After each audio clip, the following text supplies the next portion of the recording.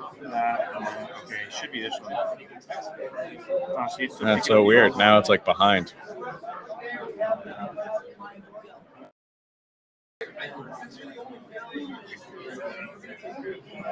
Wait, I think I just.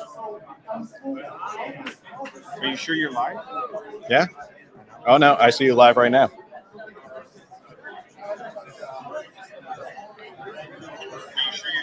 There we go. Oh, we figured it out finally. Okay. Woo! Yeah, please. Yeah, why not? Go ahead and take a seat. I'll stand. Honestly, it's okay. After all that, I think we figured it out. You're good. You're good. We figured it out. You got to explain the candidates today? They are the hosts. Yes, we are, and we finally fixed all our sound stuff, so I think we're ready to go. He's running for San Joaquin. Yeah. All right. Cool. All right. Apologies to everyone for the crazy sound. We were clicking on the wrong thing, and here we are. But well, you're here first. Okay. All right. So to everyone, hopefully this is working out.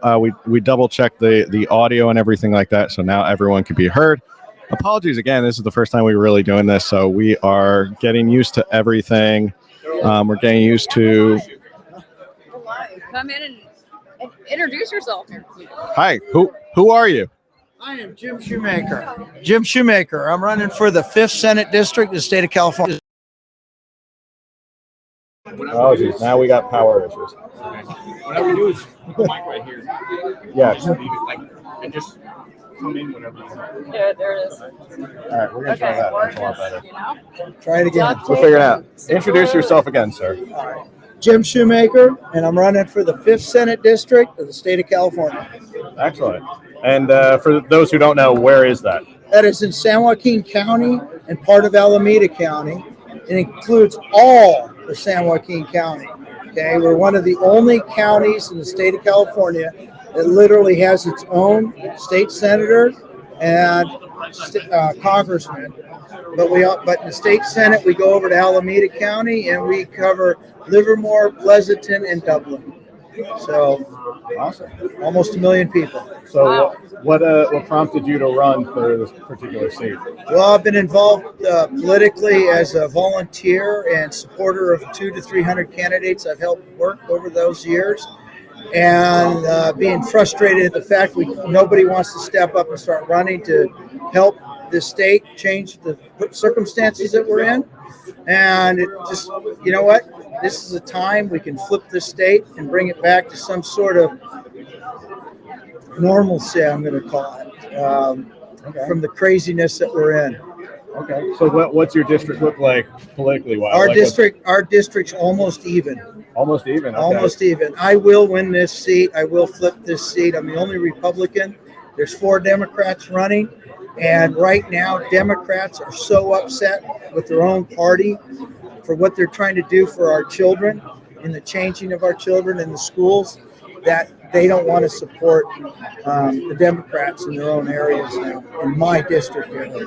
So I'm getting a lot of crossover support. Excellent. So what would you say are your top 3 Top issues? 3, children, school choice, crime, and water. We need to start protecting our water, saving our water, and not sending our water to store it in the ocean. Yeah. Because right now, the state of California is starting to drain our reservoirs, and we're not storing any of it. We could be sending it south into the Central Valley to start recharging aquifers, but they're sending it to the ocean. Okay. And what another issue that most people do not realize is in the Bay Area of San Francisco, most of the communities up there have not upgraded their sanitation departments, so they're dumping sewage into the bay. Yeah. Which then you need a certain percentage of flow through the delta to flush the bay out. Okay. So that's a big issue. So what's your plans on crime? Crime, we need to remove all the laws that these crazy people put through and allow law enforcement to lock these criminals back up. We need to take them off the street. We need to have law and order again. You look at, I don't want to judge based on appearances, but you look like a guy who supports the Second Amendment. SB 2 was just passed. I am so happy that the gun rights organizations that I've been part of have been winning winning court cases left and right. I would be one of the strongest supporters in allowing open carry and freedom of arms in the state. I'm 100% Second Amendment supporter. I believe it's our right.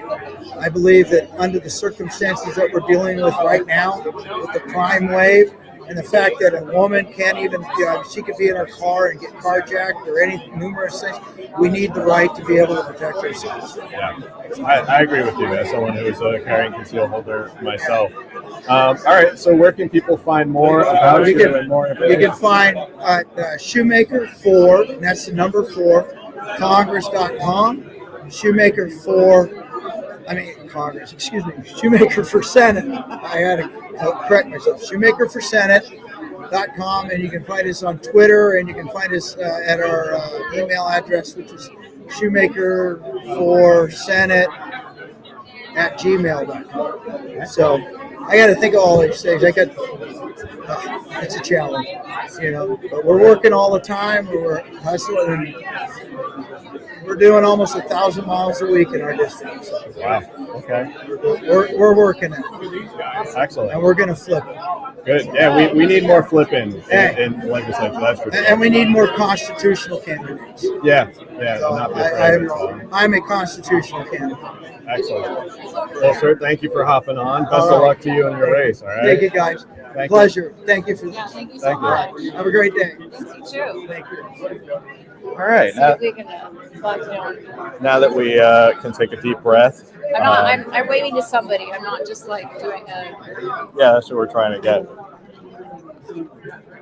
So we finally got all our sound good now.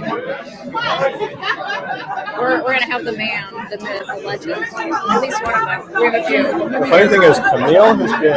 I just want to say, Camille's been worried about if we were going to get enough people on this show, but now it's like people are literally lining up to get on our show right now. So we haven't even had a chance to talk about Trump yet, but we're going to talk about that after this incredible guest, Mr. James Gallagher. Okay, great. We're just doing. All Mr. right. Gallagher, welcome How are you guys to the show. doing? It's good to nice be with you again. Nice to have you on in person. So, how's convention going? You were at the Trump speech. What were your thoughts? Yeah, I thought it was great. I mean, it was a huge indictment of what's going on in California, right? Keyword indictment. As you pointed out, so much of this stuff has been very politically motivated. But the real story here in California is just how badly the Democrats have destroyed the state. Whether we're talking about water, or we're talking about wildfire, and we're talking about what they've done to our schools, parents' rights.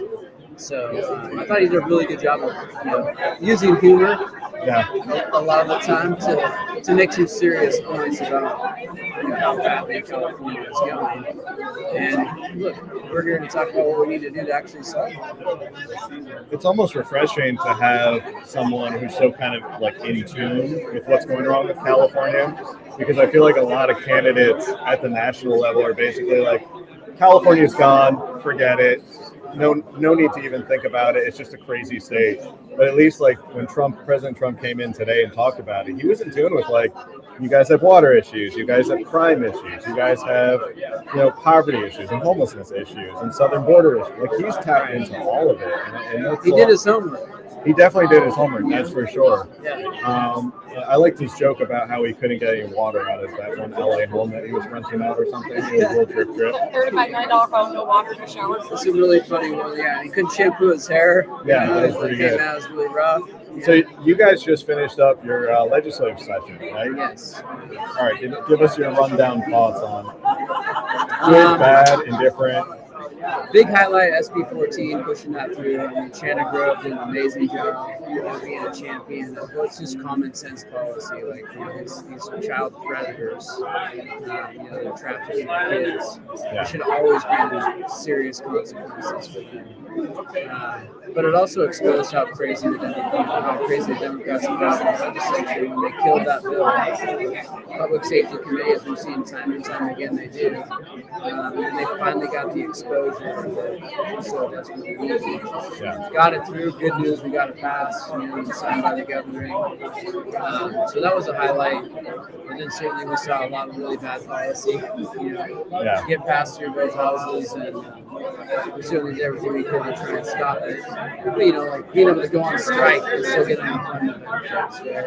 Yeah. You know, more paid, you know, sick day leave, which is going to cost, you know, employees a lot of money. And that all gets passed on to the city. $20 minimum wage for fast food. A $25 minimum wage at healthcare is going to shut down a lot of rural hospitals.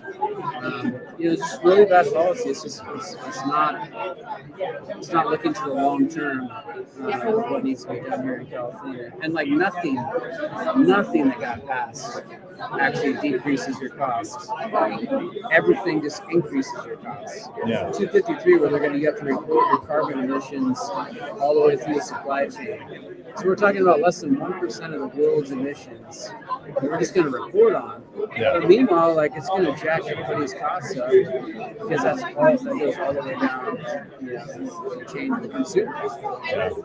So I mean, a lot of, you know, obviously legalizing mushrooms. Hey, I mean, that was a top priority. Thank you, Scott Wiener. You know what I mean? Like, you can't even make some of this stuff up, right? But, another highlight, we did kill SB 94, which is going to allow early parole, essentially making people eligible for early parole, murderers, you know, some very heinous crimes. And we all under the auspices of criminal justice reform. Yeah. We've seen is not worked in California. So luckily, we're actually able to band together Republicans and moderate Democrats to stop that. What are your thoughts on the fact that there's like this slew of bills that seems to want to drive a wedge between parents and children, and they're using public schools to do so with this whole parental notification and what they want to teach in schools, like AB 1078. And a lot of these bills, it just seems like they're using public school as the mechanism to kind of separate parent and child, and it was just like a slew of them this go around. What are your thoughts on that? Right. Well, you know, that started this year. As you know, I was a co-author with Bill Saley on 13-14. And that's, we had found out, you know, through the lawsuits that were filed and different instances with parents that CDE, California Department of Education, had sent out these guidances to schools saying you cannot tell your parents, you cannot tell parents that their kids are gender transitioning in school. Yeah. We said this is ridiculous, so we ran the bill to say no, parents should always be notified, just like anything in school. Wouldn't hear the bill. Al Maritsucci, Democrat, you know, from Torrance, said, hey, I won't hear this bill because it will give a platform for hate. No. And we're like, this is crazy. What are you talking about? We're talking about parents who are in charge. You know, Bill really led the charge to go out there and get school districts to just do the policy themselves. We've seen that. And look, I think we're winning that fight. I really do. Because we're seeing this at the grassroots level. 1078, you know, is crazy. And on the floor, what was ridiculous to me is they started saying, oh, you know, they're trying to ban Charlotte's Web. They're trying to ban Grapes of Wrath. And you're like, no, none of these books have been banned in any school in California. Yeah. You know, yeah, they've banned stuff that's crazy, you know, it's pornographic. They said, hey, that shouldn't be in the school library. Which is already illegal to be in the school library. Right, exactly. Yeah, but nobody's banning classic literature. Yeah. Yeah, but that's how they want to try and the same thing. Newsom goes out there, oh, well, you know, they're trying to, you know, stop people from learning about history. No, they just wanted to have a different textbook than you wanted them to have. Yeah. And you were trying to sue Temecula, you know, to make sure that they, you know, either issued your curriculum, your textbook, or else we'll fine you, right? Yeah. So it's sad that bill passed, and it's going to be a big problem. You're going to see attacks on schools. I'm hoping, sorry to interrupt, but I'm hoping that we're going to see the school boards rise up, band together, and you know, legally fight them. Yeah, because that's.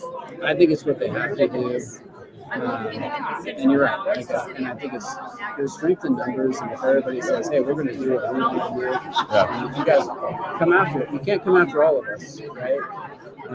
That's the same thing on the criminal notice. It's like, hey, the more districts that just adopt that policy, and we're seeing more and more of them doing it, I think the better. So we're standing right now at the California GOP Convention. and this is sort of like where you start to plant the seeds. And we've had a lot of candidates come by already. How are you feeling about the slate of, let's just say, state legislator candidates to kind of come give you some reinforcement, hopefully in 2024? Really good. We have some great people stepping up. So obviously we gotta keep what we picked up last time. So Josh Hoover in Sacramento, Greg Wallace out in the desert, Lori Davies, out in San Diego County. I want to make sure we win those seats. But we have some opportunities to pick up as well. Leticia Castillo is a great candidate here in Riverside. Tina Mom stepping up, wants to make a difference in her community. Nick Wilson, law enforcement officer, Patrick Gibson, also a law enforcement officer. We have some great law enforcement candidates that are stepping up. I think that's going to be a huge issue going into 2024 is public safety and crime. And then Christy Bruce Lane in San Diego. I think that's an opportunity for us to pick up an open seat. Ryan Mainshine, the turncoat, who left the Republican Party 4 years ago. He's now turned out. Yeah. San Diego just breed that. I'm sorry, but they have it seems like he's in San Diego. It seems like San Diego has these candidates that are, or not, candidates, politicians. They were Republican and now they're, what's going on down there? Something in the water. Something in the water in San Diego. They go from Republican to Democrat pretty quickly. So, and how many people, just give people numbers, because I don't think people realize the numbers that you need to just at least break the supermajority. Yeah, so we need 9 to break the supermajority, right? And so what I'm kind of looking at is if we could do 4 or 5 in this cycle. That's huge. And then the next cycle do 4 or 5. Then we get there, right? It's not easy. And it takes resources, it takes effort. We've been telling the candidates, hey, you gotta get out there and really be talking about this and talk about all these it's really the everyday issues that everybody's thinking about. And what's the number one thing on everybody's mind in California? How do I pay the bills? Yeah, I was gonna say gasoline, because I paid a ridiculous amount the other day just filling up our car. So. Exactly, man. I think that is the home issue with voters. If you can say, hey, look, if you can connect that directly to the Democrats, because we can, and then say, hey, if we want more to actually cut your costs. To me, that's where voters are at right now. And as much as our candidates can get out there and have that conversation with voters, I think they can. And I think in addition to all the other issues we've been talking about, education, criminal rights, homelessness. Yeah. So I feel good. I feel good about going into this cycle. I'm still kind of in that process of recruiting candidates and getting people going. But I think we're going to have a good cycle in 2024. One thing I laughed about is that it was just like a couple days ago, Newsom was saying, oh, it's all the big oil companies, that's why our gas is so high. But then quietly I saw a tweet that said, well, then he sent a letter to CARB and said, hey guys, can you switch over to Winter Blend a little bit faster so we can take credit for the gas? He always seems to do that quietly to admit, oh, so it is regulations on the gas that do make it more expensive. He's very He's a shrewd politician. I never underestimate him. It's like when he's like, I'm going to do something about fentanyl. We're going to double the amount of people down on the border. And there's like 20 people. Right? We talked about, and the news says, oh, 50%, that sounds great. And then it was what? I don't know. 10 more people. And it's just his MO. Yeah. Right? He announces some big thing that's nothing really. It's not really. Yeah, I mean, he's good at the flashy, that's for sure. But we don't want to keep you much longer. Well, I appreciate you guys, man. Thank you for getting out the word to so many people and waking people up. Well, we appreciate it. Right? So appreciate everything you guys do. And keep working hard. Yeah, always glad to have you on. Thank you guys. James, good to see you. All right, thank you. Should I go out into the audience and grab people? I think we can take a break and just kind of chat now that we got our sound fixed and everything. It's cold. Let's chat about how cold it is. Camille's cold. But yeah, apologies to everyone who's been like tuning in and out, and like we're obviously going to go back and fix all the stuff and get the videos up. But we were lucky enough, I think, to have James Gallagher on while the sound was working, which is good. And I think we finally got our feet under us. Right now, I think we're in like, if I'm looking at the hall, we're in the middle of. Did Tim Scott end or did Tim Scott start? I don't know.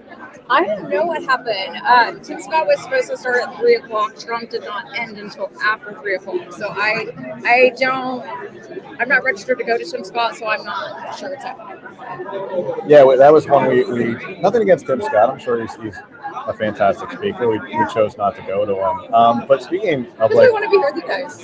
Yeah, because we wanted to be live with you guys. We wanted to actually spend this afternoon. And now that we got the sound issues, we're moving on. We're ready to go. But yeah, we saw Trump. He came and showed up, and he gave, I would say, a really rousing speech. What were your thoughts on Trump? Seeing him live. I've never seen Trump live in person, so this is a big deal for me. There is no denying he's like a huge presence. He's a huge personality. He has, I mean, we know he has a cult following, but this was also my first time seeing that in person.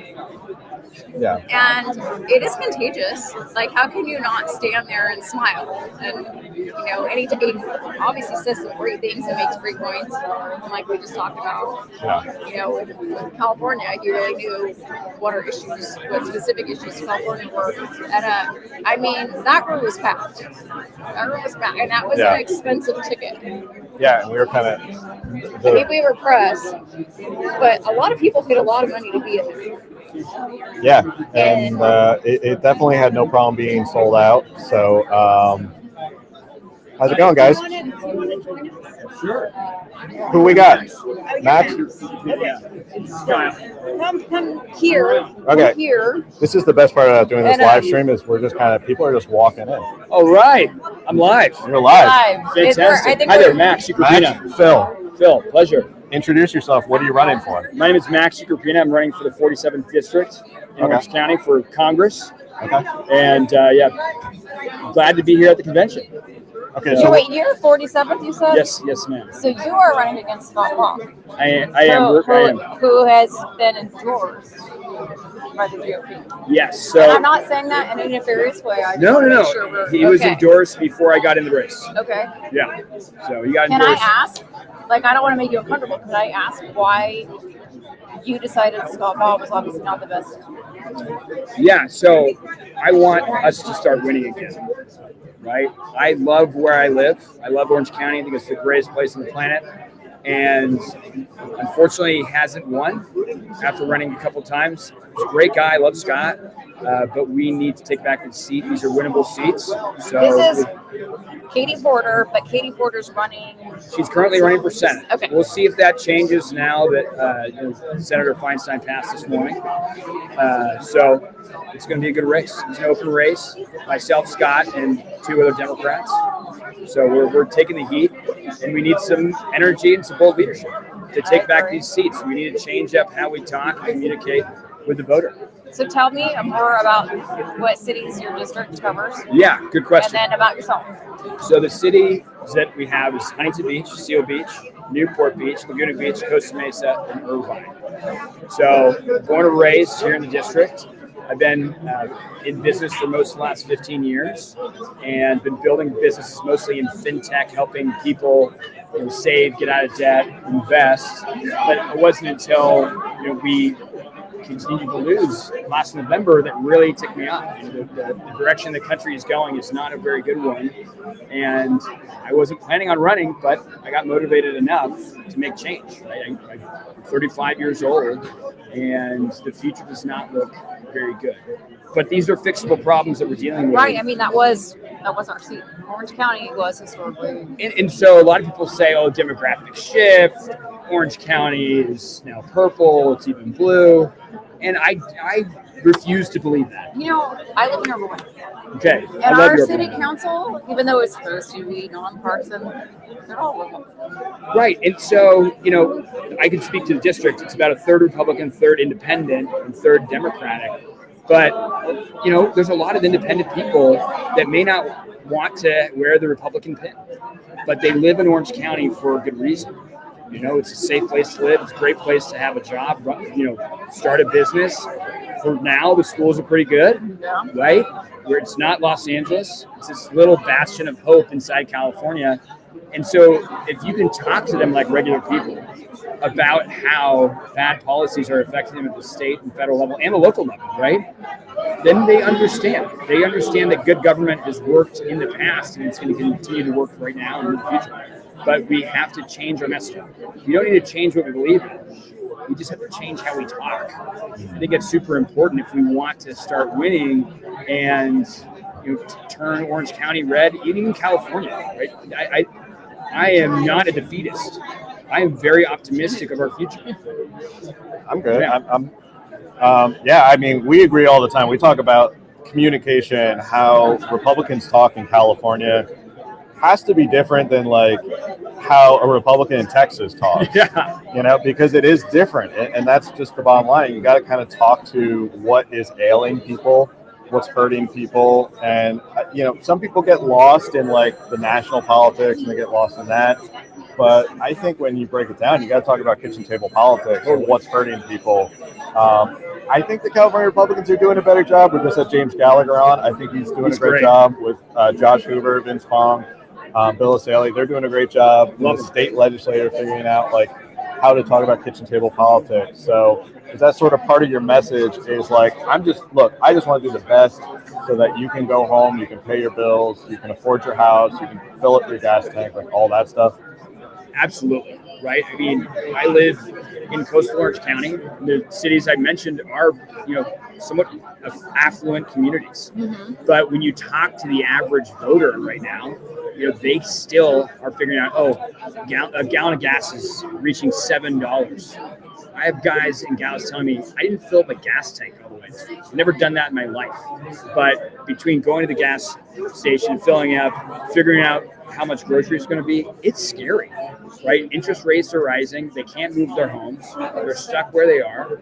It's basic kitchen table stuff that works. So keep talking. Keep talking. Okay. I'm off video, but yeah, it's basic kitchen stuff. Yeah. Because, we have rampant inflation, which is absolutely Washington's problem because they keep spending like drunken sailors. Yeah. And then, inflation's up on every cost we have, but then our wages aren't matching, right? They're not rising the way they should. And there's only so much people can do. So they either leave the state, which we don't want them to. Yeah. And, like you said, we have some amazing fighters in Sacramento. We need more of them. Yeah. And it's no longer the time for complacent conservatism. You have to be bold in Sacramento and hold the line. And in DC, you have to be able to say, we've got some real problems. We can't afford this anymore. Inflation, debt, and we just surpassed $33 trillion. Yeah. We, passed the debt ceiling bill 3.5 months ago. That was a complete farce. Yeah. And now we're further and further in debt. These are basic things. Yeah. Right? We have a reason to be ticked off.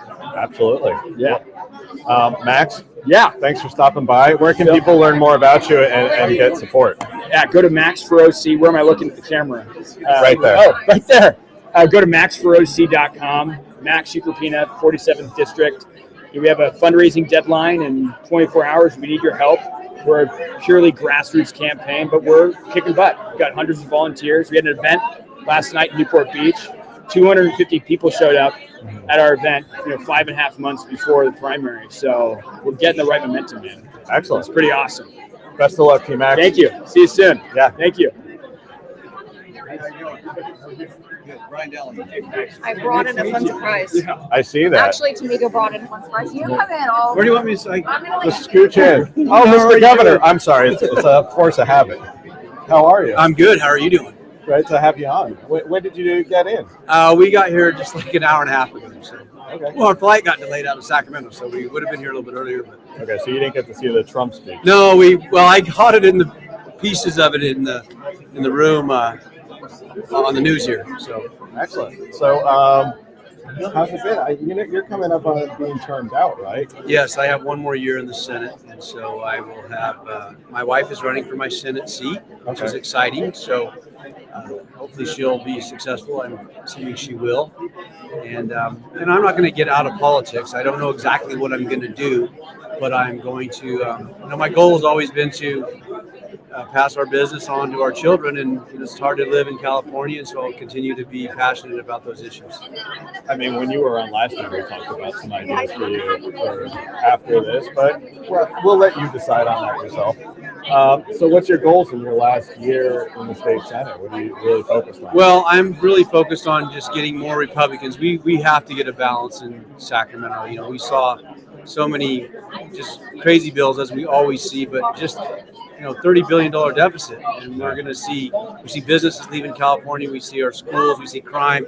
Gas is $6 a gallon in a lot of places in California. People can't afford to live here, so we're going to continue to champion those issues and let people know that, hey, this doesn't have to be this way. If we elect good Republicans and people who are fiscally conservative, we'll do better. What was the craziest bill, in your opinion, that came out of Sacramento this year? It's hard to choose. Well, I really was disappointed in the bill that, the franchise, they're trying to unionize our little franchises like McDonald's. And basically they did a $20 an hour minimum wage, which, look, I'm not saying there's a lot of people that are paying $20 an hour for fast food services. But let that be between the employers and employees. The government keeps getting involved in these relationships between business owners and their employees, and I think that's very unhealthy, and I think it sets a precedent that is scary for California small business owners. Trump talked a little bit about, and I think we talked about it last time, the idea that California is pushing electric trucks. And well, I'm in the trucking business, as you probably remember. And my wife is also in the trucking business, and this is just one of those things. I mean, you see gas at $6 a gallon, and you see your groceries at, you go buy milk and eggs, it's $40 all of a sudden. If electric trucks were mandated and forced on California, how bad would cost of goods get in California? Well, look, they are mandating them by 2045. We're supposed to be all electric trucks. I don't personally believe that's going to happen. Okay. Because the technology's not there. Right. And when you're moving the kind of weight that we're talking about, 80,000 pounds, yes, it'll work in the ports for the dry trucks, we call them, and move the commodities close. But not the long haul situation. It's not going to be there. And for deliveries of real goods across America, I don't think you're going to see it. I think they're going to push us. They're going to regulate us. It's going to drive the cost up of all of our goods because we're going to have to manufacture those. It's just like electric cars. Look, by 2035, you're not going to be able to buy a combustible engine car in California. That's the law today. But I'm telling you, by 2035, there's still going to be a lot of combustible engines in California. You just won't be able to purchase them. In fact, right now, you cannot buy a weed eater or a lawnmower in California that has an engine on it. It has to be electric. So I guess what I'm trying to say is all these policies that come through to supposedly help the environment are really driving up the cost of goods. Yeah. And this is the most ironic thing. As far as the worst bill, I just remembered the worst bill. Was a bill that says we're going to do offshore wind is going to be our big source of energy. 25,000 gigawatts, which is 25,000 megawatts, is going to come online, supposed to come online to charge all these electric trucks and electric cars and take away gas for California. It's 420 giant wind turbines off the coast of California. Not only that, we're going to land all that power at San Diego and Humboldt. That's where they're going to bring this transmission lines from the ocean onto land. It's going to, and by the way, they passed a bill this year that says it's called. Oh my gosh, I got to think of the term because it's very critical here. It basically gives Department of Water Resources the ability to put a surcharge on every single electric bill in California to pay for offshore wind commitments. Yeah. Central procurement, that's the name of it. So DWR, Department of Water Resources, has the ability to put a $10 surcharge every month or $5 or whatever it is across every single ratepayer in California to fund offshore wind. So that's how they can fund it to get it done. Yeah. It's crazy. This is stuff that, like, how do you how do you, in your mind, break through to California voters that it's almost like you're missing the forest for the trees when they say, oh, we're going to come up with this crazy plan to bring renewable energy, when in reality you could just say, why don't we just build more nuclear? Yes. Why don't we just do this? Like, there's a straighter line from A to B, and it seems like the Democrats go from like A to Z and they hit all the different ways. Like, how do we? Well, I think that many of the Democrats always pick the hardest way to do it. Yeah. Like nuclear is a great source of power. I mean, and also in places like Denmark and Norway, they're burning their garbage and zero emissions coming out of their stacks, and they're making electricity out of it. Yeah. But here in California, we can't seem to get that done. Our only pathway is offshore wind. Right now. I spoke on it at every single committee, and then on the floor. I was the only person that spoke against it. I mean, many voted against it, but I mean, Republicans did. Democrats, hook, line, and sinker, are all for it. Yeah. Your rates, and they talk about the disadvantaged low-income person in California. Look, if a dozen eggs cost you $2 a month, $2 a package more, or your electricity bill is 70% higher than across the nation, that poor person who's on that fixed income or a very low wage has nowhere to go. Yeah. That's the issue. You want to help poor people? Drive down the cost of living. Yeah. And it seems like everything they do seems to be the complete opposite of doing that. So, well, I don't want to take up too much of your time. I know you're super busy and you just showed up and you probably have, I don't know, how many meetings do you think you have here? Well, it's really awesome because last year it was like crazy here. I was running for governor and trying to get the nomination, and I'm relaxed. You're relaxed now. I'm getting to see my friends like Camille. I see some of my friends from up north right here, Lloyd Layton, and I'm just going to visit and hang out and try to get Republicans charged up so we can go out and win some seats.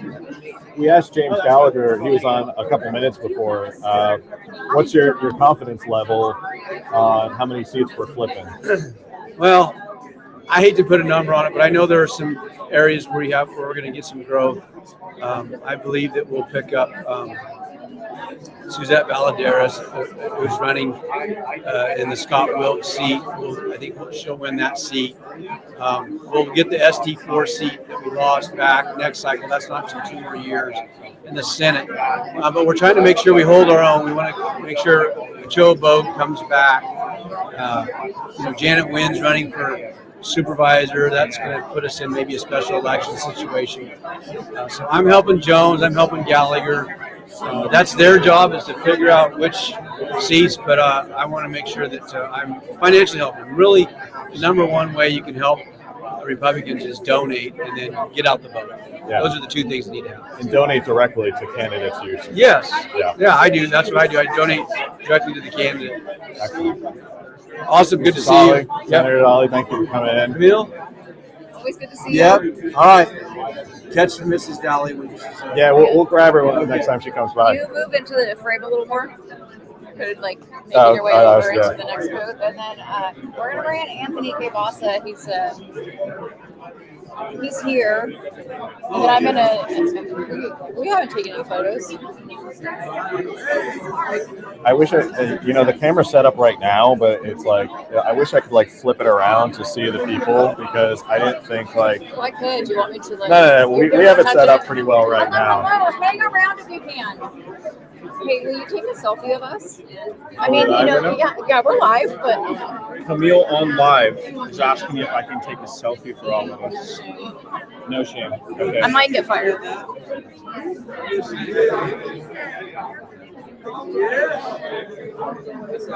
Okay. And he's going. Okay, community. That's enough selfie.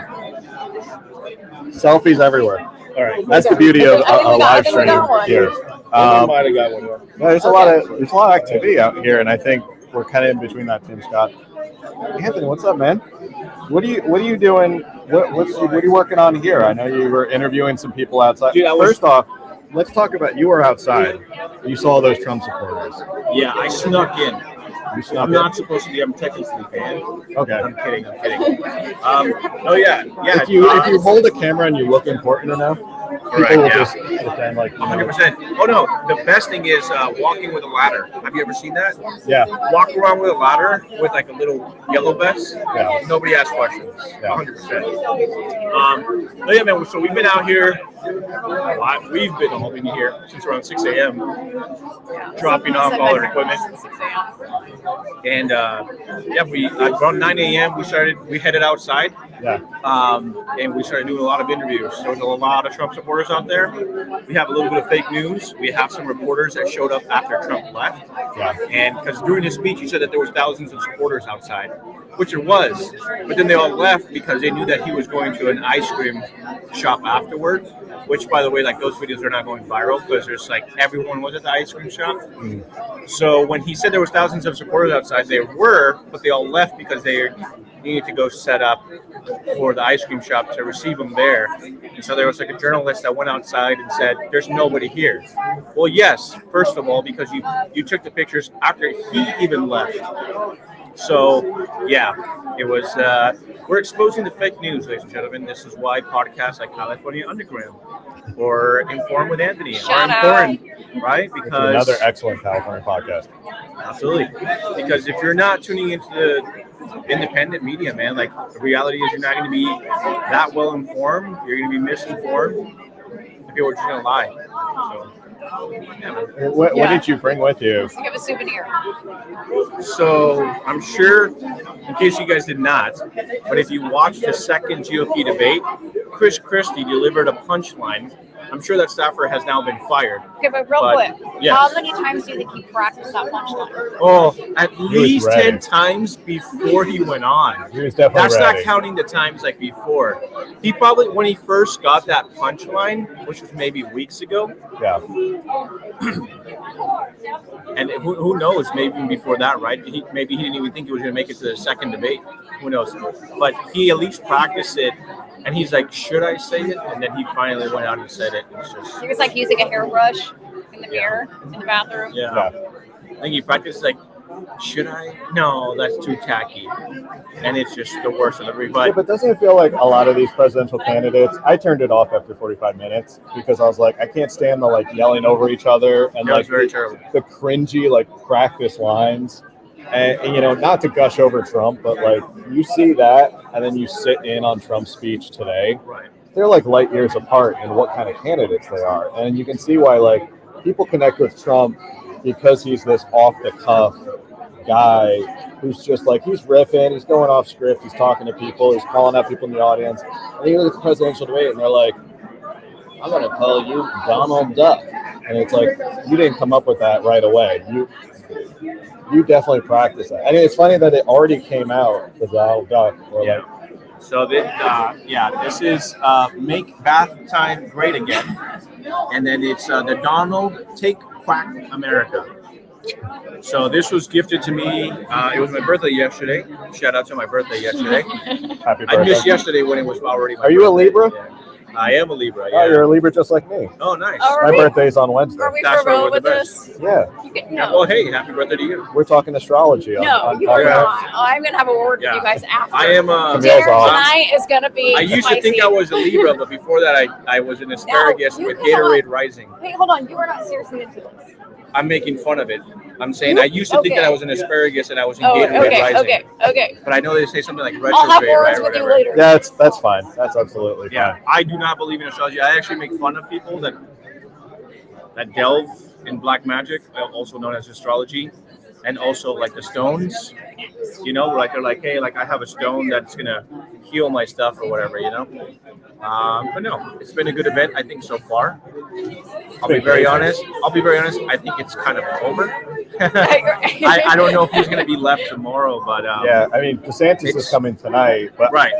And we're going to be at the. I think I'm registered for the DeSantis. I'll just check it anyway.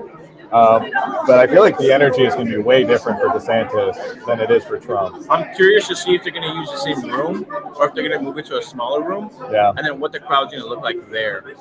I was sitting next to a German journalist, and I said, "Are you going to be staying here for the event?" And she told me the only reason I'm here is because of Trump. And I'm like, well, DeSantis is going to be here. Like, you really think we're here for DeSantis? Like, nobody gives a crap about that guy, you know? Yeah, absolutely. So I mean, it's not just us. I think it's viewably smaller audience right now, and then we'll see what happens with Ron DeSantis. I'm curious to see how it's going to go. Very curious. What else are you looking forward to at this convention? Are you staying till tomorrow?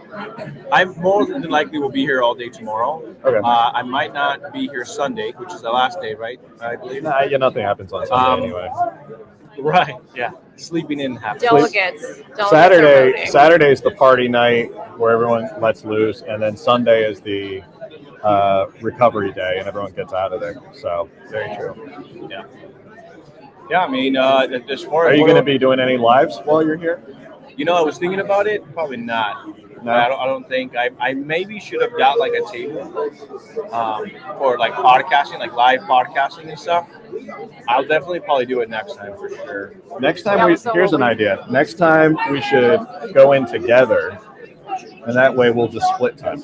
That's true. And then we'll have the setup, and we can just go in and we can just hop in and out. Yeah, absolutely. But as far as what we expect for the rest of it, I mean, you know, we do have delegate meetings that are happening tonight. Yep. There's a party platform change that might be happening. There's going to be additional speakers. We got Vivek Ramaswamy tomorrow. I know that there's some people that there's some energy around that even just tonight, talking about, you know, how they're looking forward to that. Friends in the media from Spanish News are here, also excited for Vivek Ramaswamy. We'll see what this convention has in store for us, but, you know, I'm sure you guys will keep everyone posted. We'll do our best. Yeah. So, absolutely. Thank you guys for having me. Yeah. You guys have another person? Here. I think so. There's a couple people There are there. a couple people waiting, but we might go grab future Senator Dolly. Dolly? You guys already interviewed her. We had Brian. We had current Senator Dolly. We're looking to get future Senator Dolly. Gotcha. Okay. I'm going to take a very quick break. Okay. Have fun.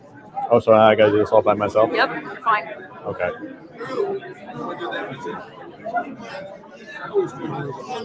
All right, I'm gonna try to see if I can get my phone charged upstairs. All right. Back. Thanks, brother. All right, so now it's just me on the podcast by myself. Well, everyone else is gone. It's a good time to take a breather. We've been getting a lot of people who are hopping on. Hi. Have a seat. Thank you. I really appreciate that. Yeah. It's I've been on my feet all day almost. Yeah. Okay, thank you. You are. I'm Denise Gary Pandel, and I'm running for United States Senate. Nice to meet you. Nice to meet you. What's your name? My name's Phil. This is the California Underground Podcast. So Okay, you've already introduced yourself. You already said what you're running for. So why don't you tell us a little bit about why you decided to run for a Senate seat in California? I'm running for the United States Senate because it was extremely disturbing to me when President Biden decided to exit out of Afghanistan in the cover of darkness at night, leaving Americans behind. And when he left Bagram Airport, he left an entire intelligence infrastructure there.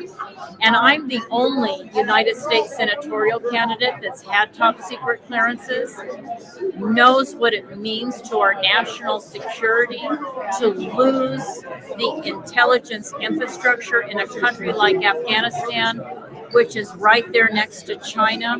And as your audience knows, I'm sure that Russia and China signed a limitless friendship treaty. And together with North Korea and other rogue countries, this is a very dangerous scenario. That and the fact that Biden destroyed jobs on day one when he fired all those people at the Keystone Pipeline, because your audience needs to know that the United States military runs 80% of it runs on fossil fuels. We will not be able to win the next war. We cannot be militarily prepared unless we have oil and gas. That's paramount. California produces some of the cleanest fossil fuels in the world, as does our country. And when we import that dirty, filthy oil that comes from Saudi Arabia and Iraq, you know, environmentalists and liberals need to wake up to the fact that that's creating a dirtier environment than just using the clean fossil fuels that we produce right here in America. And the fact that liberals, you know, were saying, you know, green energy, there's no such thing as green energy. Wind turbines cannot go round and round without a petroleum product for those turbines to go around. Solar panels require petroleum. Anything that's used on a daily basis, figure it's being used or that petroleum products are involved. Look at EV vehicles. So I'm looking at all these things and I'm thinking they're trying to destroy the fossil fuel industry. And as a result, they're making it impossible for people to live in our state. It's not affordable to live in our state. As your United States Senator, I want to make it affordable for the people of California. What does that mean?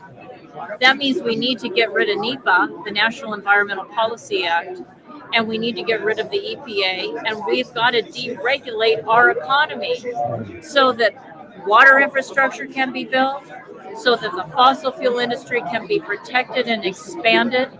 Because again, and this is an economic issue, but it's also an environmental issue. We have the cleanest in the world. If we don't want to be attacked by our foreign adversaries, it's also important to know that military preparedness is key. I mean, how do you prevent our enemies from attacking us? You send a message to the world to say, we're so militarily prepared, you don't want to touch us. And when we can provide oil and gas, even nuclear, to all of our allies, we're sending a message that if you attack us, we'll be able with the allies to destroy you because we have the resources and the economy to do so. The fossil fuels and having water infrastructure so that our farmers aren't plowing under their crops and our ranchers aren't getting rid of their cattle is also paramount to being militarily prepared. You have to be able to feed your people. And when you have agencies, regulatory agencies that are turning off the water to farmers in our state. Farmers are plowing under their crops. Ranchers are selling their livestock. We're creating food shortages for the people of our country and the world. And of course, when there's starvation, countries where there's starvation, there's destabilization. So deregulating the economy, building water infrastructure, which needs to be mandatory in every state in the union, protecting and expanding the fossil fuel industry, securing the border, and I want to get, I not only want the slave trade to be a felony, but I want there to be a death penalty punishment attached to it. Because when you sell a little girl over and over and over again, several times a day, throughout the week, throughout the month, those little girls and boys die in slavery because their minds can't process the constant rape and abuse, and their bodies perish. They can't take that kind of abuse, let alone mentally and psychologically and emotionally process it. So they shut down. It's a death penalty for children that are kidnapped and smuggled into those tunnels into California or smuggled into tunnels into other parts of the state. You've got to close the border. It's a humanitarian issue to close the border. And it's also a national security issue. Islamic terrorists coming into the country has risen 100% under Biden's administration. MS-13, criminal networks have come into the country. We absolutely have to, from a national security and from a humanitarian standpoint, close the border. I love immigrants. My people came from Estonia and Latvia. Your people came from some foreign country. We're all immigrants to America. But we want to do so in a lawful and legal way so that we can do it in an orderly manner, so our communities are not overwhelmed. The hospitals, the schools, medical care. I mean, things have to be done in decency and order, and that's even a biblical principle. And so I think it's important that we look at the big picture and we do things in an orderly fashion, and that's not letting an invasion happen in America. Yeah. Wow. Sounds like you got all your bases covered. But one thing I did want to kind of point out. School choice. Well, school choice, I actually wanted to talk about, you brought up the issue of gasoline, and it's always, I guess that's not a message that gets out a lot. That we have plenty of gasoline, we have oil here. Why are we not doing it here where we can make sure the workers are taken care of, there's worker safety, they're getting paid a good wage. Right. And we're also doing it in a clean way. Right. So that it's almost like if it's out of sight, out of mind to Democrats, they're like, well, if we get it from Ecuador and they abuse their workers and it's dirty. Exactly. There's so much humanitarian abuses. We get the majority of our oil and gas from Saudi Arabia and Iraq. What do they do to Christians there? I mean, you cannot even mention your faith out loud without the possibility of being arrested and tortured in prison. There are no churches and no synagogues on any street corner in Saudi Arabia. There's horrific persecution against people that are not like-minded in those countries. On top of that, those oil tankers go through the Strait of Hormuz. Iran at any moment could shut down the Strait of Hormuz. And where does that leave us? Where does it leave our economy? Where does it leave our ability to be militarily prepared? So it's not only dirty and filthy and it's bad for the environment, but look how it's bad for our national security interests. And look at the humanitarian aspect of it. I mean, and look at farmers. I mean, fossil fuels is an organic fertilizer that farmers use to keep crops safe, to keep crops strong, to grow food. So it's also a humanitarian issue because farmers around the world need it and they can't get it in our country like they used to. And it's hard on our farmers, not only in America, but also overseas. It's a big deal. Yeah. Well, Denise, I know you're busy and you've got a lot of people who want to say hi to you. So thank you for coming on. Thank you so much. I'd love to be a guest again, and let's talk about school choice and some of the other issues. Yeah, absolutely. Thank you. Best of luck to you. Thank you. A lot of wires. You I'm sorry, I have all my stuff. He's coming back. Oh, got quite a line going here. Hi. Hi, Thomas Cole, running for Congress. I don't know if you'd like to talk. Well spoken. Sure. Are you ready right now? I could. Okay.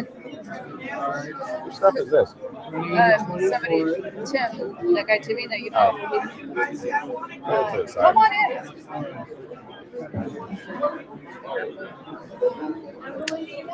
I'm sitting again. Freezing. Sit here. Yeah, okay. just come on speak in. into it. Speak like normal. Tell us about yourself. Introduce yourself. Well, I'm Thomas Cole. I'm running in the 24th California district, which is Montecito. Okay. Santa Barbara Beautiful, County, yeah. A little bit of Ventura, and up into San Luis County. Yeah. Okay. So I'm a 3-county candidate for Congress, running against Salud Carbajal. I am so not familiar. Are you? Where? I looked at you. You said running against. Salud Carbajal. I don't know the Right. And he's been in 2 terms, and so I'm just going to give him a hard time. One of our big issues we think is important is the school issues, which I think is taking off. A lot of parents are getting excited about what's being taught to their kids. It's a crazy question. What is California Underground podcast? We're live. Why don't you We're listen live for a right little now. bit? Yeah. It's live. Live. Yeah, live right we're now, live. so- We'd be happy to Take a talk to you listen. after we speak with Dr. Cole here. Come on back. Yeah. So questions? Well, what made you like? Do you have experience running before? Or have you served before? What made you hop in? Well, I run a data service where we look at election data. I did some work for Carrie Lake and found her election to be quite strange. What happened there? It was That's the way to put it. yeah, quite unusual. But we do data work in Santa Barbara and in the county. And I'm also a parent, and I'm working on the parent issues. I'm actually suing our school district in Santa Barbara over school issues. And so I think that's an important feature. I'm actually in federal court against them hiding the porn books in the schools. So we think that's bad. They think it should be hidden from parents. I think parents should know about it. So that's one issue I'm going to be bringing up in the campaign. I know that my opponent is pretty much running the left side of the line, saying anything goes, show them whatever you want, and parents be down. So I'm the opposite of that. I think it'll actually work because we just need to flip about 10% of the Democrats and independents to actually win there. So it's not like a long shot. It's more like a Youngkin shot. Youngkin won on that very issue in the Virginia governor race just a year ago. So we're trying to recreate that particular dynamic in Santa Barbara. We'll see if parents care or not about what their children see in schools. So yeah, that's one starting point. Yeah, absolutely. Yeah, and besides the usual Republican things like let's get rid of the paper money, the inflation, the endless spending, the endless debt. I'm like a Ron Paul guy.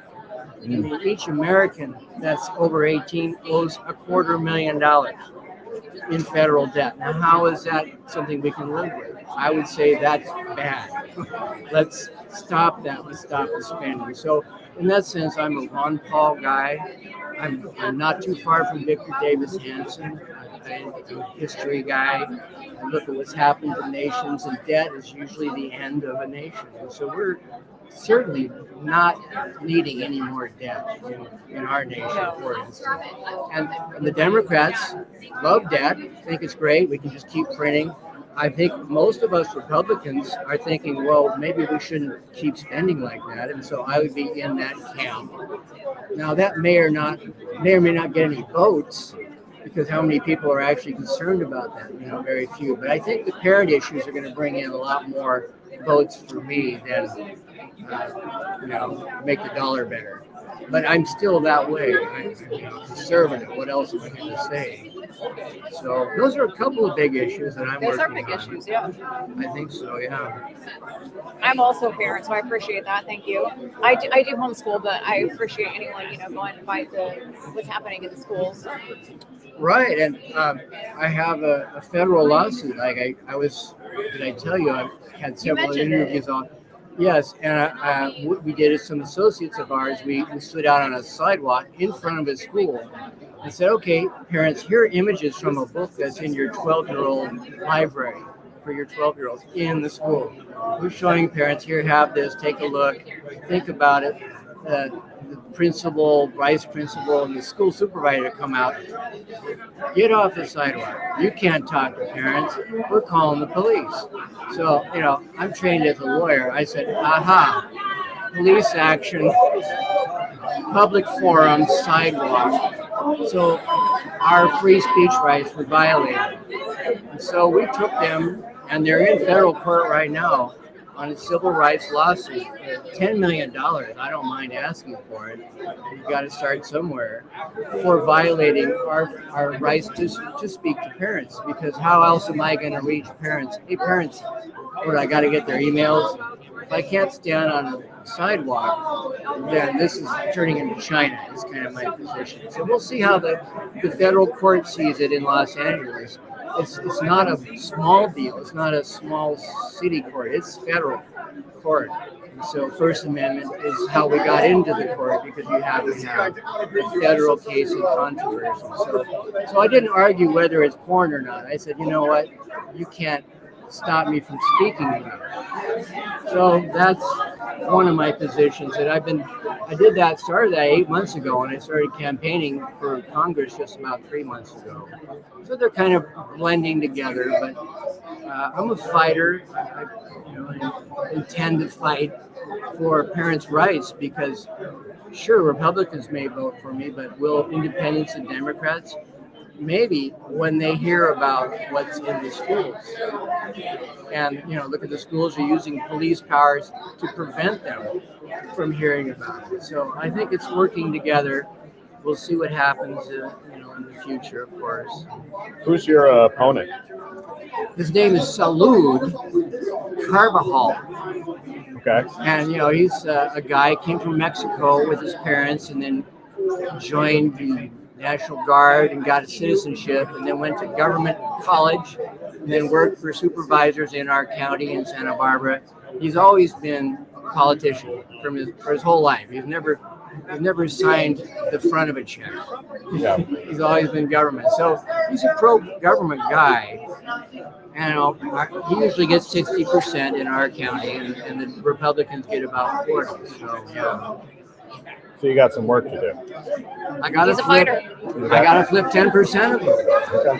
And Youngkin flipped 20% of parents with his raise. So if I can do half as good as Youngkin, I could actually win. Because like I'm telling people, flipping votes is twice as good as new voters. Because if I get a Democrat, I get a point, they lose a point. So I'm working on that, and that's what you have to do in California, in the districts like we're in. We're up there with Oprah and all the super billionaires are all up there, and everybody is, seriously left, especially the rich people. There's not much middle class either. It's it's rough to live in that area. So glad to talk with you, and if you have any other questions, I'm happy. Thank you so much for coming on. Okay, all right. Where can people find you and support you? It's at thomascoleforcongress.com, and we have the Q code here on the card. So we put it close. There it is. Oh, it's not coming out. But anyway, at thomascoleforcongress.com gets you everything. I'm a writer, trained as a lawyer, big patriot, so they'll see my writing there. So thanks so much. Yeah, thank you so much. Right. And have a great rest of your weekend. Yeah. Hope I win that 10 million. There you go. Thank you, guys. Doctor, thank you very much. All right.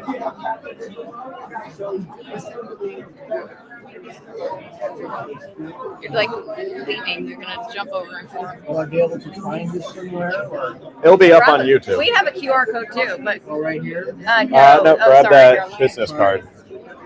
Okay, thank you. Yeah, absolutely. Thank you.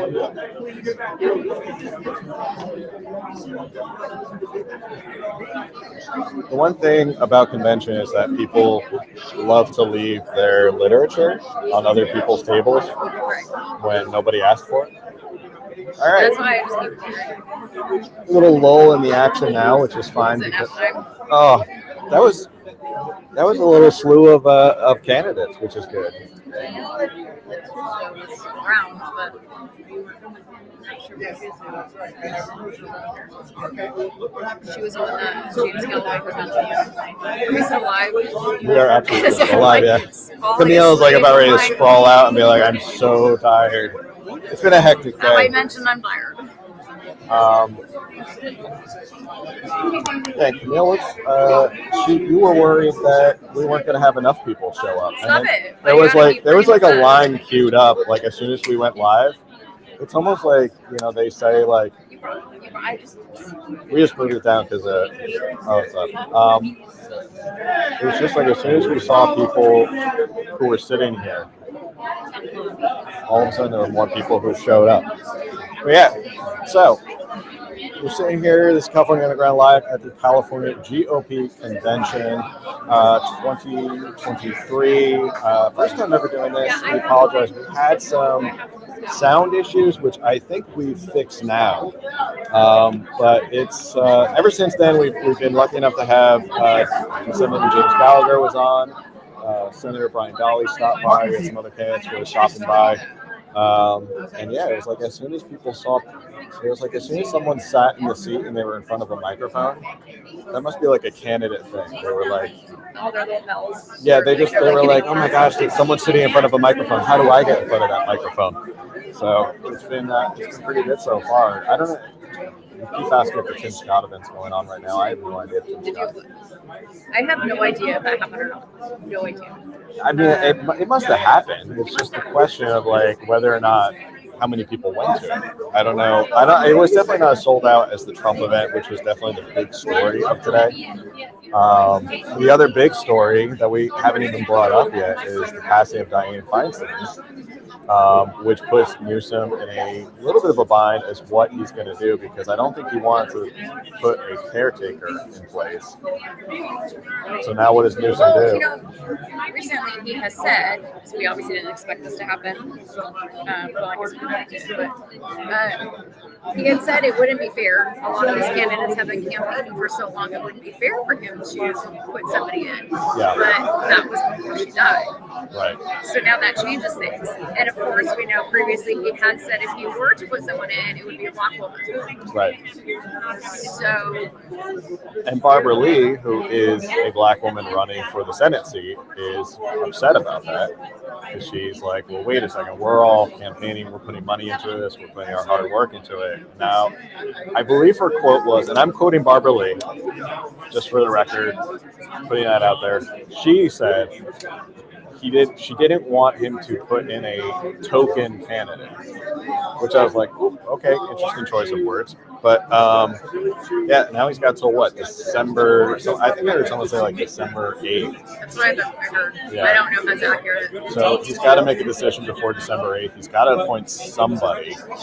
I don't know what he's going to do, because it's like Alex Padilla. Like if you appoint someone and they're the incumbent, you've given them the Senate seat, right? And like they're not coming out of that Senate seat. I heard a good line this morning that when it comes to the Senate, there's only two ways you leave. It's either by cuffs or by coffin, because that's how long people stay. Like you have Mitch McConnell, who is having brain freezes at press conferences. How many senators and people are like 80 and above is kind of crazy to me. You just can't get them out of office. I'm just gonna agree. You're just gonna agree. You're just gonna agree. So tired. I just everything. heard what Phil said. Absolutely. What Phil said. Yeah. But yeah, this is the day one of the California GOP Convention 2023 here in Anaheim. They switch back and forth. It goes from Sacramento to Anaheim. The presidential primary is in March, I believe. And I don't know if they're going to have another convention before then, because this feels like the convention where they're all trying to line up support from delegates, because this is their primary that they got to win in California if they want to get all these delegates. I mean, I hate to keep bringing it up, but like based on what we saw today, it was like, I think Trump has no problem. Right. Yeah. For the GOP. Yeah, it was clear, like, he had the most support. It was obviously a packed room, most energy. You guys should have seen the line, because of course we had to go do security. Yeah. The line for hours, people waited in line, hours. Yep. Which is probably why he was super late, was because people were still in line getting to their seats, and like they had missed lunch completely. But I don't think people cared. I think they just wanted to go see President Trump. I don't think people showed up. They were inside, so it's not like they were like outside in bad weather. Yeah. Sun. Right? Yeah, it's not like it's really bad, but it's amazing. You know, people showed up. They spent $600 to come see President Trump. I think he definitely delivered with the energy and all that. Like Anthony said before, he was like, I think the convention's sort of over now. That was like to start off the convention with President Trump and then kind of go from that to like whoever's tomorrow, like, no offense to whoever's tomorrow. No, but it's only been that Ramaswamy, which I'm going to go to that tomorrow. So there's only how many? There's 4? So, 3. Yeah, 4. Trump was here for lunch, Tim Scott after him, Ron DeSantis coming up, and then tomorrow is Vivek Ramaswamy. Right. There's only 4 out of a whole slew of candidates. It's surprising, like Nikki Haley's not here, and that's Mike Pence. You would think like there's a lot of delegates on the table here in California, and you think they'd be battling to try and get some. Especially since they were just 2 hours away. Yeah, I mean, I had assumed because because they had the debate in Simi Valley at the Reagan Library that they were going to be, all of them were going to be here, but they're not. So there's only 4 of them. Chris Christie and his famous Donald Duck line were not here. Nikki Haley was not here.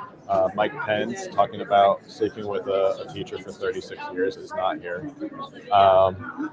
But I mean, let's take a minute and talk about that. Since we're talking about like presidential elections, I tapped out at 45 minutes. How long did you stay? You know, okay, so for the first debate, Phil and I, along with another friend of ours, we were doing a group text with like all of our commentary on the first debate. And then we started the second debate that way. But then our other friend was not even watching. And then you were like, I'm out. And I'm like, I just kind of like had my laptop open. And on my main TV, I was watching the debate in the background. And in other words, I kind of checked out too. Like, I was like, the only fun was us in our own comments. Yeah. And you can't even live stream it, so it doesn't even, and we don't live stream that anyway because there's probably how many people are live streaming. I was on Anthony's chat. That was where the action was at. We were like, we all had our, just making comments, and that was the real fun. And then, who was the winner of the night, Trump or Anthony's chat, basically.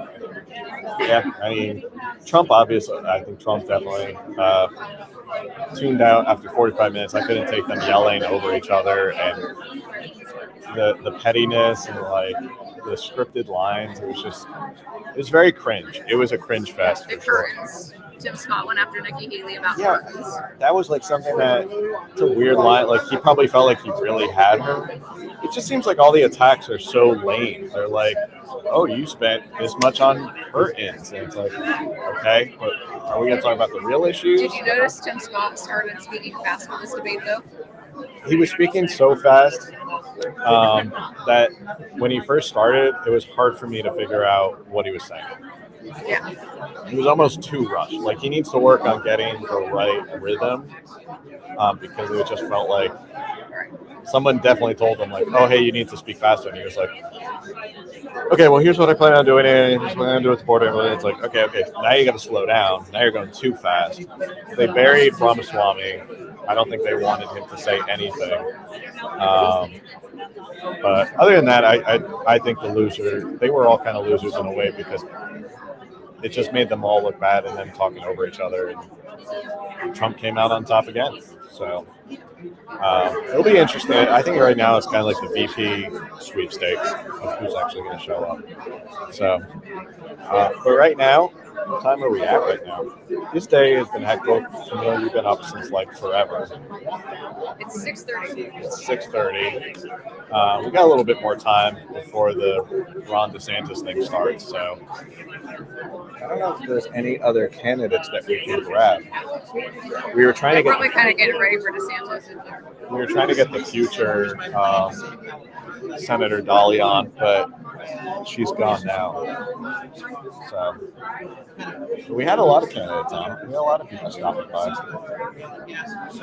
I think I see someone. What do you say? I think he's running for Who? Michael Graham again. I have no idea. You may know better than I do.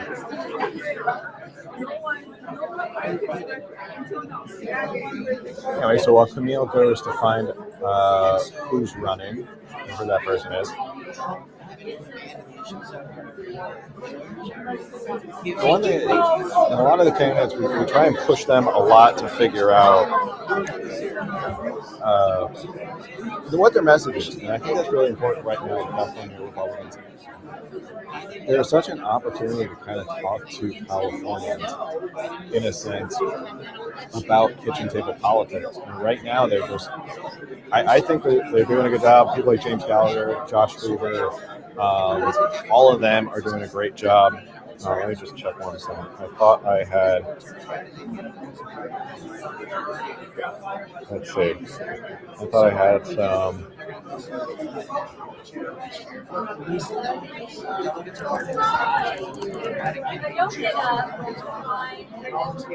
But yeah, I think they're doing a lot of the younger ones.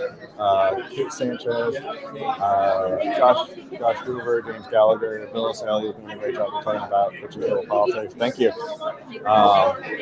And that's really what's important in talking about that and putting the Democrats on their heels and arguing out of this box of like, why don't you want to lower gas prices? Why don't you want to suspend the gas tax and all of that? Because that's really what's going to change voters' minds. It's getting really bad out there. I mean, I can't stand the idea of like spending over $6 a gallon or $7 a gallon for gas. I'm sure many people can't either. But anyway, day one of the 3-day weekend. If you've never been to a convention, let me tell you a little bit about how it goes down here. Today's the first day. Saturday, a lot more people show up. There is a luncheon and all that. Saturday is socially just a wild night of the whole event. A lot of people get really crazy on Saturday because it's the last night of the convention.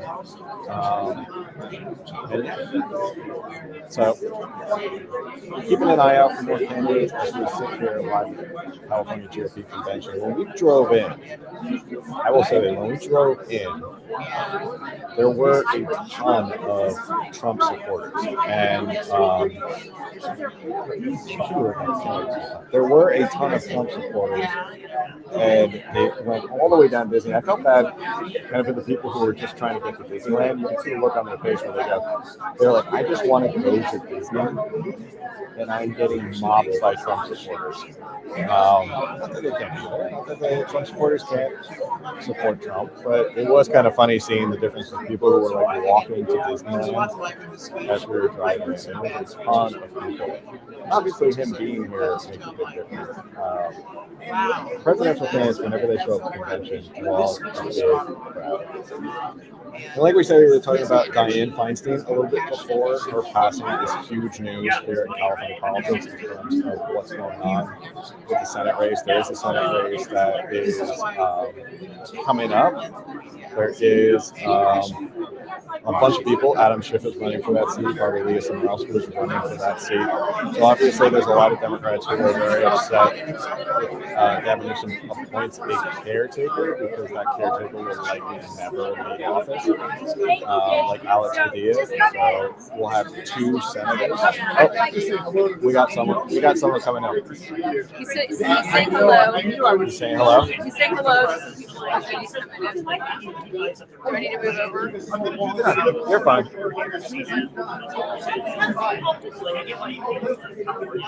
Stretching. Hello, Danielle in the chat.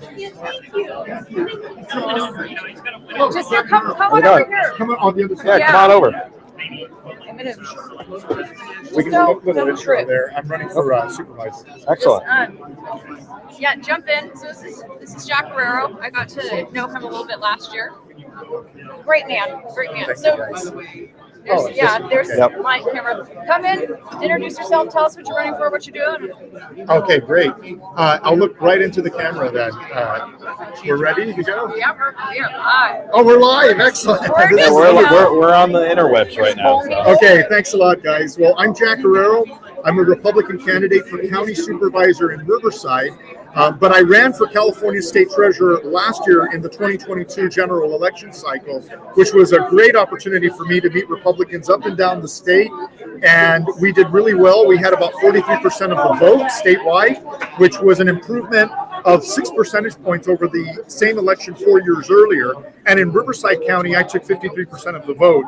So I'm really excited about finally running for local office in the county where I live now. My background historically has been in city council and mayorship position in Los Angeles County. So I've been trained in a left-wing political establishment environment, and I think that that's wonderful training in this new venture, because I can spot the left-wing impulse in its manifestation at the earliest opportunity, and I think I can do a lot of good in this new position that I'm seeking. Wonderful. Thanks, guys.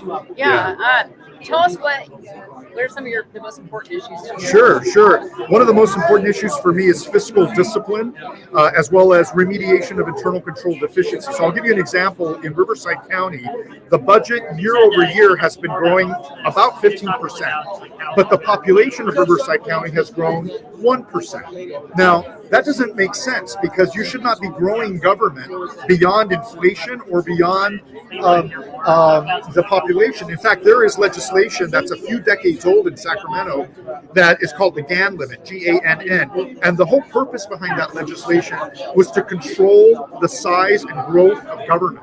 And all these politicians up and down the state have been circumventing that legislation and finding loopholes to keep growing government. When I looked at what was happening in Riverside County, most of that 15% year over year growth is actually compensation. The public sector unions really control a lot of local government, and we need elected officials, candidates who have the backbone to stand up for the taxpayer in a lot of these matters. We've got pension issues that I want to raise awareness about. I've calculated independently that in Riverside County, the unfunded pension liability hovers around $10 billion, which is more than the entire budget for the county. And what will happen is the same thing that is afflicting the entire state of California, which is that if we continue to ignore this issue, it will become a tsunami, and it will encroach on regular ordinary budgets. Today, it's about 15%. In a few years, it'll get to 25% of the budget going to pensions.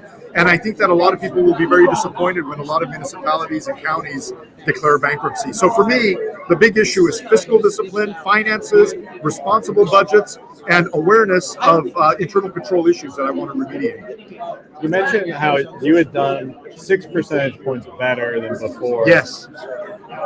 I feel like a lot of statewide candidates did better this last election cycle. Oh, like yes. We did Brian Dalian, who had the most votes, I think, since like Arnold Schwarzenegger for a Republican for governor. That's right. That's so right. It's almost like statewide, this myth of like, oh, statewide Republicans can never do well. Yes. But all of them saw gains from before. So Absolutely. I think that's very, very encouraging. And Brian Dolly and I were very close, actually. He had a little bit more votes than I did, but I had a greater percentage of the vote in my particular race, close to 43%. And so we were pretty close. I think you're right that a lot of the candidates did very well statewide.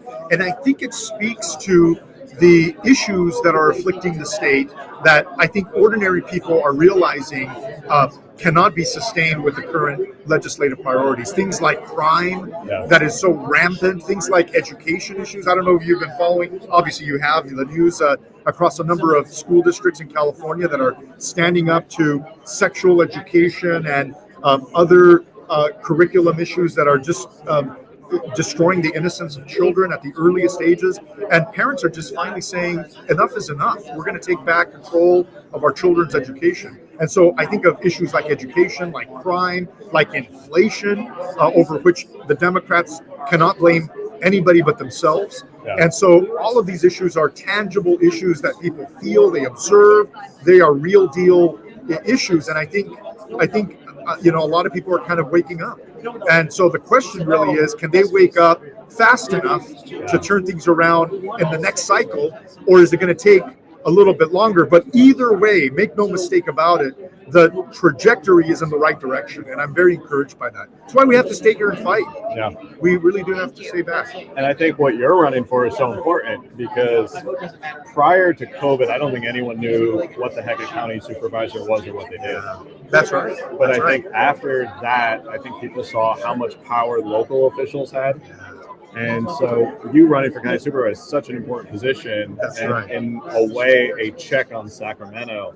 because counties can really kind of insulate themselves and say, nope, we're not listening to Sacramento. We're going to do our own thing. That's right. And one example is what the sheriff in Riverside County did during the COVID era, when legislation came through about criminalizing, non-wearing of masks and things like that. And the sheriff said, we're not going to enforce that. And so there's a lot that the county can do to, serve as a check and balance on a legislature run amok. Absolutely. And then I would also say, if you add the budgets of every local municipality in California, including counties, it actually is greater than the budget of the state government. So if people don't really think about local communities as being, the most important element of the state, people think of state government, but in reality, there's a lot more at stake when you add up all of the municipalities and counties. And so I think the devil is in the details. At the lowest level of government, we can really affect a lot of change. And so we need good candidates across the board at the local level. Okay, great. And you are one of them. So where can people find and support you? Thank you very much. My website is jackforsupervisor.com. That's JACK, the digit 4, supervisor.com. And I've got a whole website on there on issues that I'm fighting for, including election integrity, finance issues, internal controls, education issues that I want to take on. And you can learn a lot more about the dynamics of the county as well. Thank you, guys. Appreciate it. Much. God bless you guys. Keep up all the good work. Yeah, good to see you again. Likewise. Take care, guys. Thank you. Thank you. I don't forget your names. Thank you, guys. Can I take a photo with you guys? Oh, yeah, absolutely. Please do. Oh, we lost it. Okay. Thanks, guys. Thank you. Tag us. Oh, yeah, I will. I'll post this all tonight. Thank you, guys. Camera went off. That's fine. We still get audio, so.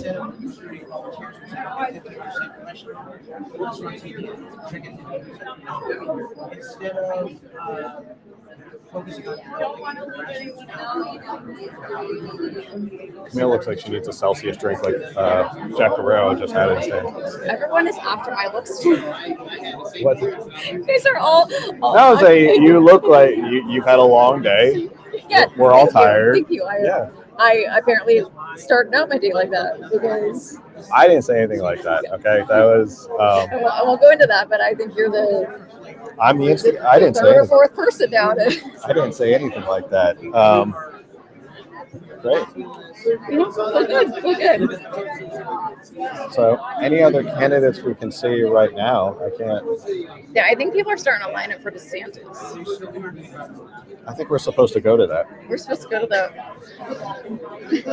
But at this point, I'm not sure if we're going to go to DeSantis, but I mean, we're supposedly registered. You're registered, I think. I'm not registered. Yeah. I'm registered. You probably registered. I know it feels like we talked about. Like I have never been. I shouldn't say this, but I've never been like a Trumper. But that was all the energy. That was like yeah. we were waiting for that, and then. Yeah, it was a long time because we got in around 10:30. I feel like we got in because we were and again, this is our first time doing it and having these press credentials that we have right now. So we're getting used to it, and obviously the tech issues, which we'll figure out next time. Which I guess we're going to give us 2 or 3 more conventions. I think by next time we'll have it down to until you actually do it, but. It turned out well now. We've been going for a solid almost 2 hours at this point. Ever since we got the sound thing fixed, and thank you to Anthony Cavassa, who does this a lot more. He does a lot more the on the road, man on the street stuff. We're just so used to our sanitized little home offices, and we're okay, flip on our camera. Here we are. We're doing our podcast. This is the first time we're doing it this way. But yeah, we were there early. It was 10:30 when we didn't realize there was a press room with snacks and stuff. We were starving, and then we were oh God, I'm so hungry. I want to go outside and get food. And then finally someone was and we were hey. watching everyone eat, by the way, because we did not pay to sit at a table and have the lunch. So everyone else is eating except the media. Yeah, for $600. I wonder how the lunch was for $600. We were like trying to steal their bread. Not really. We were looking at the tables, like no one's sitting on. We're like, do you really need that salad? Will you really miss that salad if? That's what we're talking about now. We're talking about salads. Well, I think people should we're get delirious an idea. But yeah, we'll get the hang of it. Next time it'll be up in Sacramento, so I think we'll get a lot more. There was a good amount of candidates down here, but I think actually, oh yeah, absolutely.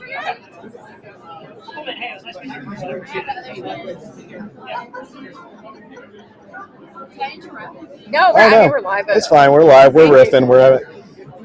It's the beauty of live radio. Okay, so I want to share a little bit of gossip, a little bit of tea. A little bit of tea. So we don't have a problem calling out grifters. One person that we have called out previously, we did a whole episode about, who has his own radio show. God was listening to us when we made jokes about seeing him here at the convention. And we are a mere few inches from him, right? I keep nodding that way. He is literally broadcasting just a few inches away. I don't want to say too much because things are starting to quiet down and I don't. Anyway. Political drama. I'm sure you guys can figure out who that is, but it's Speaking of people we've called out in the past, how about our friend Omar Navarro? Can we talk about Omar Navarro for a second? Sure. There might be some people in the chat who know what we're talking about. Omar Navarro was indicted for using personal funds, which... You serious? You were, I know, I'm just as shocked as you. Because that was like, I think you did a lot of the research, and I recorded the video going through, like, you found he was paying a lot to, like, an Asian supermarket, and he was writing off his gas. Right. Like in 2020, $330 for one gas tank. And like we looked up the address of this Asian supermarket, and it wasn't the same thing. It wasn't like it was a supermarket. It was a supermarket, and he was spending a ton of money there, and he wasn't using it for gas for his campaign. And then he was paying himself a salary. Campaigning. Like he always went to the same gas station. So I don't know where he was. And then things like we figured out that he had. It's not unusual for a federal candidate to have a lawyer, or any candidate really. There's a lot of things that arise where you're going to need a legal counsel in your campaign. But we figured out that he, because he had been in jail or prison before for stalking his ex-girlfriend. Right. We figured out that he thought that was politically motivated. Paying his criminal defense lawyer on campaign financials. And then there was even one event that was written off as a fundraiser. Okay, I'm like crazy about my research. Like I will go through and cross-reference everything on Instagram, and I like look at what he's tagged in and everything. And he wrote something off as a fundraiser for his campaign, and it was Britney Spears concert tickets. So. And it's no surprise why. And then like when we actually published the video, he like threatened to sue. Because he was like, I'm going to threaten to sue you for defamation and all this stuff. And lawsuit never came. And now he's being indicted. So we've been proven right. All these things. So all these things that we pointed out. So moral of the story is we were right. We were right. That's the moral of the story. We were right. And like when we call things out, when we call balls and strikes, we back it up. We back it up. We don't just go out on a limb. We're like, we've done our research, we've done our homework. So, but yeah, so that's an important thing too as well. And I think being here at the California GOP convention, you got to remember, not everybody with an R is like automatic. It's not really on our side. What's that? They're not really on our No. on our side. I think everyone. They don't have the best of intentions. No, I think you got to remember that not everybody with an R next to their name is automatically a savior or is a good person. Like there's a lot of people who, if you followed us for a while, you know that they take advantage of people who are looking for hope here in California. They're looking for any like glimmer of light in California for someone to help them. And then they put their My hope in the very wrong people. first episode of like officially co-hosting, Yeah. we spoke about Omar Navarro. We did. We did. What was the episode about? Conservative clowns. Oh, conservative clowns. Yeah. Hi. You interviewed her yet?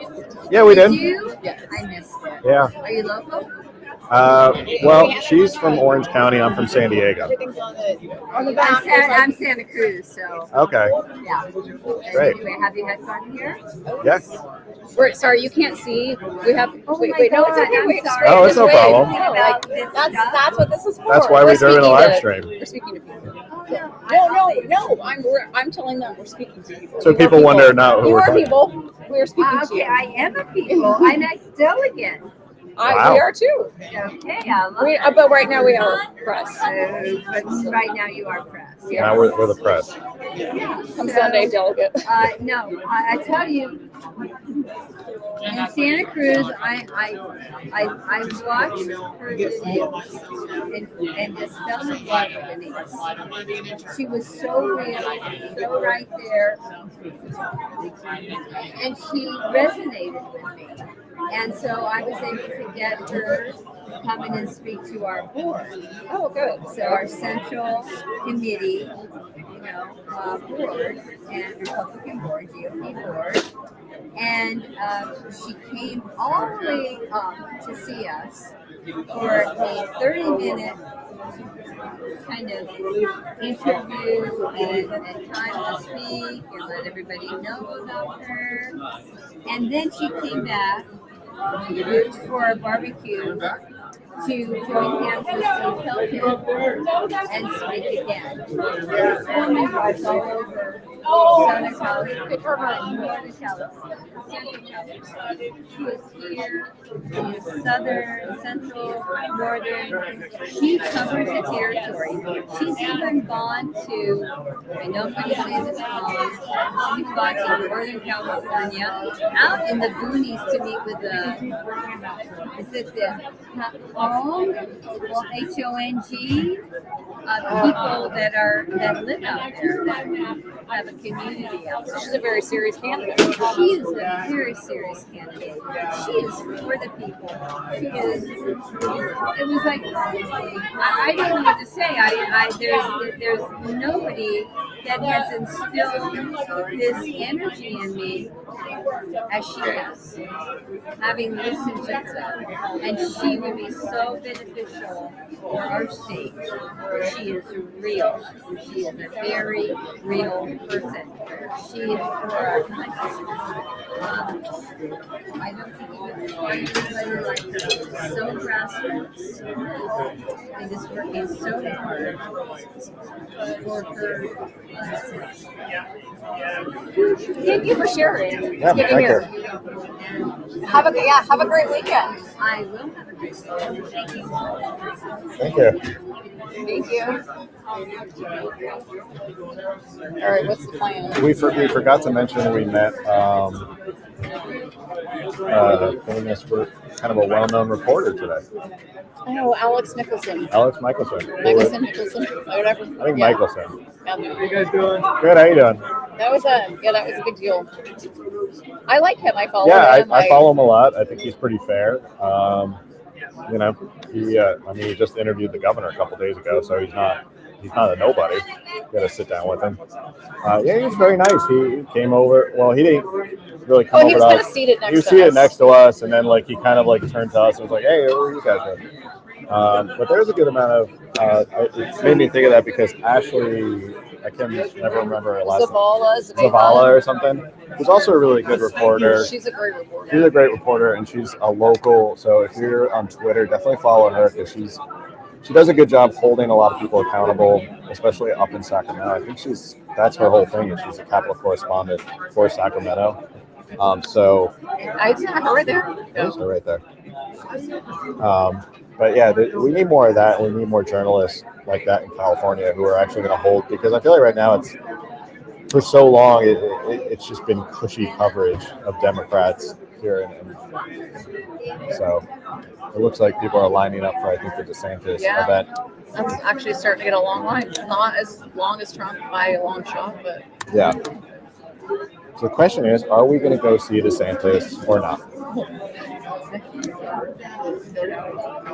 I don't know if I'm incredibly motivated to go see DeSantis, but I feel like we should. How's it going? Hi. Good, thanks. How are you? So you heard about Denise Garrett running for Senate. We Yes. interviewed her. We interviewed her. Good. And you are now the second or third person to come up to tell us how We great met she is. her at the spring convention. Had a good conversation with her. She is a very popular candidate for U.S. Senate. She would make a great senator. I mean, she knows things that you and I don't. And she's the best person to find. Good to hear. People open their eyes.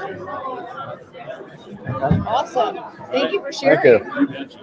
Have a good evening. You too. Thank you. you. People like her. Yeah. Well, two people like her. Well, they have great reviews about her. So, yeah. She's running against Eric Early, who's standing Yeah, who's right across from us. Staying right across from us. I mean, let's be honest, with these U.S. Senate seats in California, it's pretty much a lost cause. But people run. I mean, you got to run. You got to have someone run for these seats. You can't just have no one run for these seats. If you want, I think if you're going to run for U.S. Senate in California, you're going to have to use it as a platform to get your word out there and get a message out there, knowing you're not going to win. You know, I feel like we're like sports commentators now. This is sort He's of a good player, but he's on this team. that's basically He's not going to win.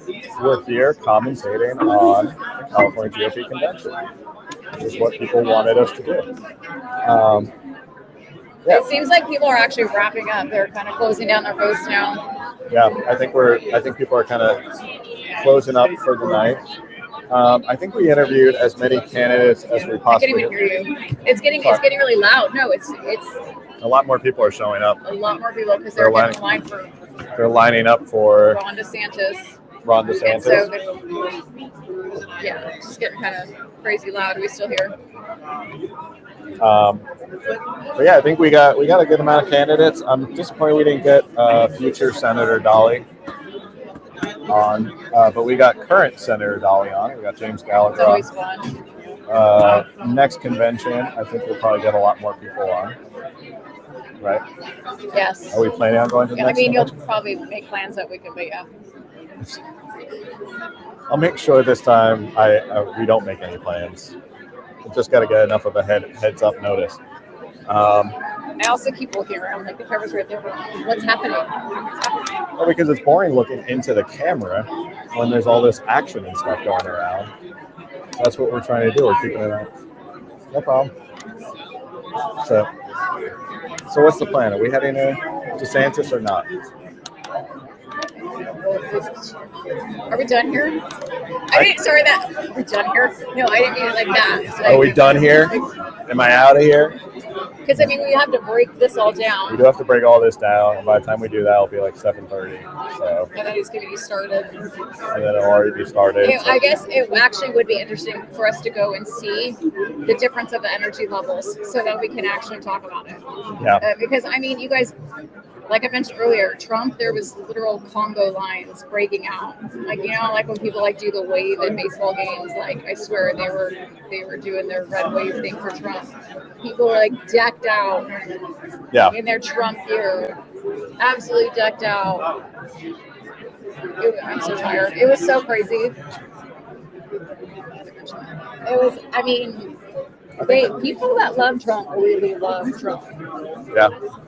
So. And to see that energy firsthand was pretty crazy. Right. So I guess a part of me is curious to go see the difference. Yeah. If he's gonna be late like Trump was, I don't really care to wait an hour and a half. Well, no. I also want to get dinner. I haven't eaten barely anything today. But that's convention lifestyle. I feel like you just kind of roll with it and do from one thing to the next. So we have dinner tonight with our spouses and a couple of our close friends. which So I'm we looking can all forward to. exchange political gossip of the day. Or just be absolutely tired and fall asleep in or our steak. that. We'll just be falling asleep in our steak, like, so tired. All right, well, it looks like everyone's wrapping up, so I guess we'll take the cue. And I think anyone who's coming down at this point is definitely getting in line to go to DeSantis. Yeah. They're not willing. They're not going to want to sit down for an interview right now. Yeah. So I think we've got everybody, and yeah, everyone who tuned in. Again, apologies for the technical difficulties. We'll work it out. We'll figure it out. But here we are. We got it done in 2 hours of solid live stream. And yeah, I think that's basically. I don't know what else to say. I don't know. I know what else to say. If you like this podcast, If you like this podcast, share it with a friend. Make sure you share it with a friend. Hit the subscribe button. Sure. Tuesday, I think are we podcasting Tuesday? I think we're podcasting 8 p.m. Tuesday. Yeah. Rumble and YouTube. Yep. And yeah, and then I'll be gone, and I think Camille's taking over the show. So Camille's not taking over the show. Camille's taking over the show. She's gonna do her own shows, and she's gonna pick the topics and the guests, and it's gonna be crazy. Say goodbye to Phil. You'll never see him again. Just be kicked off the show. So, hi. Good. How you doing? Sign off. Oh yeah, we're just finishing up. So We're just we're live. are we signing off? Are we signing? It's up to Okay. you. Yeah. It's still your show for a little while. Thanks everybody. We'll see you next time. Later.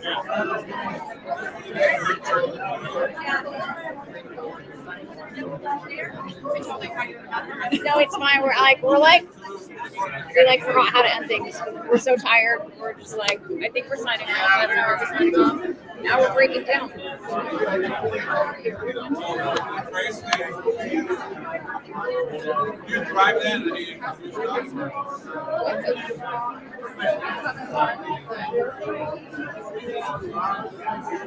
Who's the latest writer? Well, I'm sure you saw.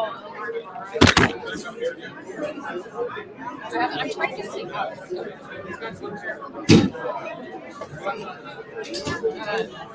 don't know. I don't think we have any new ones. I'm waiting for the lady scripter. People send me stuff. There's always a grifter. I know. That's the thing.